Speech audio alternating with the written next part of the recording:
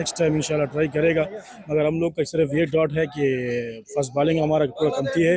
इंशाल्लाह next time कोशिश करेगा, इंशाल्लाह पावर इंशाल्लाह स्ट्रॉन्ग आएगा इंशाल्लाह नेक्स्ट टाइम। সোহান অনেক ভালো খেলছে। আমরা আশা করি পাটোয়ারি যে শটগুলো খেলতেছে রিক্স রিক্স নিয়ে, এগুলো না খেলে সুন্দর যদি শট খেলে আমরা আরো ভালো উপভোগ করবো, আরো ভালো আশা করবো। हमारा बॉलिंग वेरी डेंजरस है। बाकी हम पावर प्ले में अच्छा नहीं खेलते। देखो पावर प्ले में 30 रन पे एक विकेट गिरी होती है, तो ये अच्छा नहीं है। हमको पावर प्ले में इम्प्रूव करना चाहिए। 60-70 तक ऐसे टारगेट रन लेना चाहिए। ফার্স্ট অফ অল হচ্ছে যে ম্যাচটা আমরা ইজিলি ম্যাচটা ছিল। সো আমরা আসলে এই পর্যন্ত যতটা ম্যাচ হয়েছে আফগানিস্তানের এগেইনস্টে আমরা ইজিলি নর্মালি মানে গেমটা ইজি গেমটারে আমরা অনেক কঠিন করে ফেলি লাস্ট মুভমেন্টে এসে। সো কেন হয় এগুলো আমরা জানি না।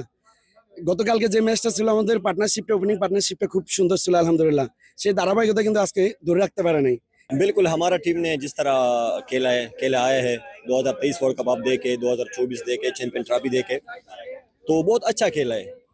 तो अभी जो क्या है कि मैं ये बोल रहा हूँ कि कैप्टनसी में थोड़ा सा मेरे को कमती नज़र आ रहा है और हमारा जो नए लड़के आ रहे हैं उसको प्रॉपर चांस नहीं मिल रहा। ভালোবাসা আছে বিধায় আমরা আজকে মাঠে এসে ম্যাচ দেখছি ফ্যামিলিদেরকে নিয়ে। মনে করলাম হোম গ্রাউন্ডে আসছি, বাংলাদেশি সবাইকে দেখছি, অনেক উপভোগ করছি এবং অনেক ভালো লাগছে আমাদের। আর বাংলাদেশ টিমকে অনেক অনেক ধন্যবাদ আমাদেরকে আজকে স্পেশালি একটা ম্যাচ উপহার দেওয়ার জন্য।